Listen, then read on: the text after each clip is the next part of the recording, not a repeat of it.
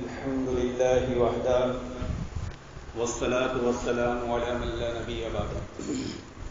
أعوذ بالله من الشيطان الرجيم. بسم الله الرحمن الرحيم.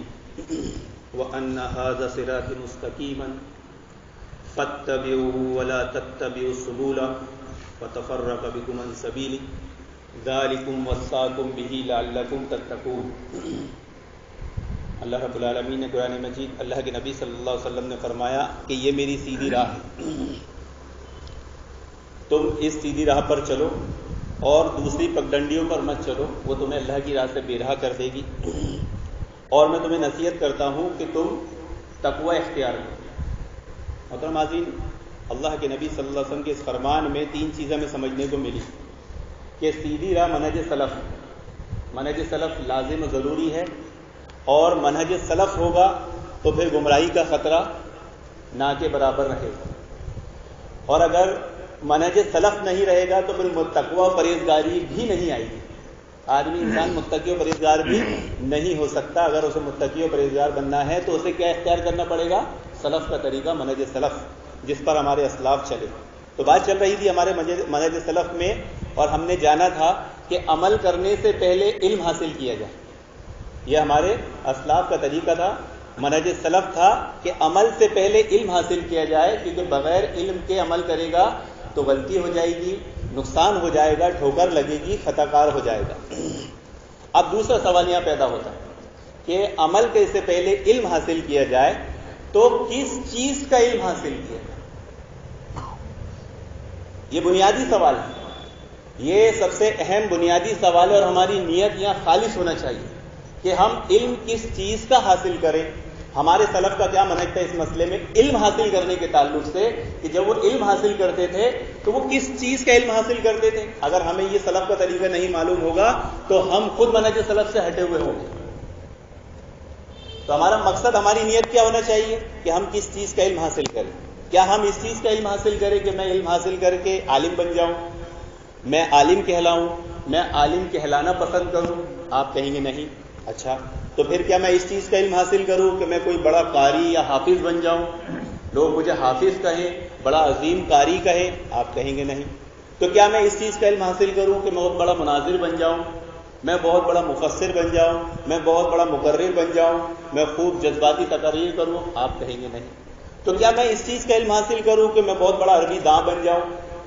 آپ کہیں گے نہیں. تو پھر کس چیز کا علم سب سے پہلے حاصل کرنا چاہیے؟ علم حاصل کرنے کے مسئلے میں ہمارے سلف کا کیا طریقہ تھا؟ یہ سب سے بنیادی اور اہم سوال ہے. اور اگر یہ مقصد آدمی کو نہیں معلوم ہوگا اور یہاں اس کی نیت میں اخلاص نہیں ہوگا تو چاہے وہ عالم بنے، چاہے حافظ بنے، چاہے قاری بنے، چاہے داعی بنے، چاہے مناظر بنے، چاہے مفسر بنے، چاہے مقرر بنے، چاہے عربی کی کتابوں کا پہاڑ اپنے اوپر لاد لے، کچھ فائدہ دینے والے نہیں، بلکہ یہ علم الٹا اس کے لیے وبال بن جائے گا.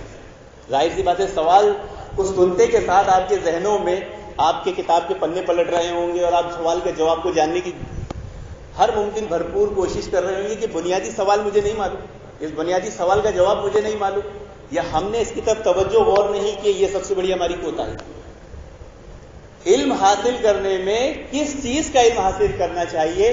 ہمارے صحابہ کرام سے سیکھنا چاہیے کہ اللہ کے نبی صلی اللہ علیہ وسلم کے پاس آتے تھے، کیا پوچھتے تھے؟ ایو اعمالی احب الی اللہ. اے اللہ کے نبی صلی اللہ علیہ وسلم، ایسا عمل بتائیے کہ میں اللہ رب العالمین کا محبوب بن جاؤں، میں اللہ رب العالمین کا پسندیدہ بن جاؤں. ایو اعمالی افضل. اے اللہ کے نبی صلی اللہ علیہ وسلم، ایسا عمل بتائیے جو اللہ تعالیٰ کے نزدیک سب سے زیادہ افضل ہو.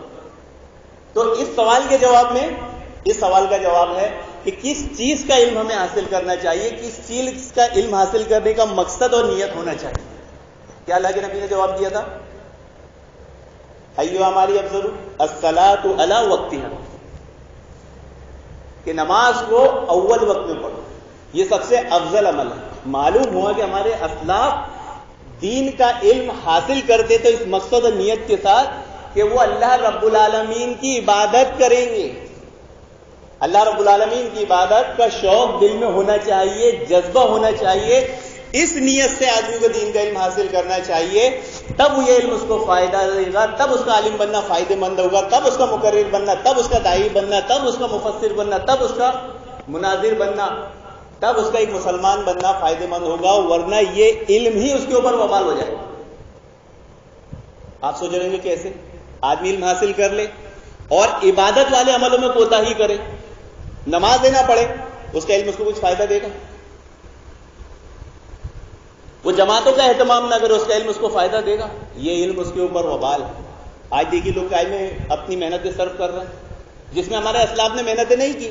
کسی صحابی سے ملتا ہے کہ انہوں نے قرآن کو کھولا اور یہ بتایا کہ اس میں کتنے رکوع ہیں اور کتنی آیتیں ہیں اور کتنی جگہ یہ الفاظ آئے اور کتنی جگہ وہ الفاظ آئے. پوری محنت اس پر ہو رہی ہے، قرآن کھول لیا گیا، حدیث کی کتاب کھول لی جا رہی ہے اور بیٹھے ہوئے اس میں گنتے ہوئے اس میں اللہ کا نام کتنے بار آئے. کسی صحابی نے ایسا کیا نہیں. ان کا خالص مقصد یہ تھا کہ ہم دین کا علم حاصل کریں. کس کے لیے؟ اللہ رب العالمین کی عبادت اچھے سے اچھے ڈھنگ سے ہم کیسے کر سکیں، اللہ رب العالمین کو ہم راضی کیسے کر سکیں. ورنہ جب یہ نیت یہ مقصد ہٹ جائے گا، آپ دیکھ لیجئے فضول کی بحثوں میں آدمی پڑ جاتا ہے، فضول کے مسائل میں آدمی پڑ جائے گا، فضول کے کاموں میں آدمی پڑ جائے گا، ذرا ذرا سی بات پر وہ کدھر کا کدھر نکل جائے گا اور نکل جاتے ہیں.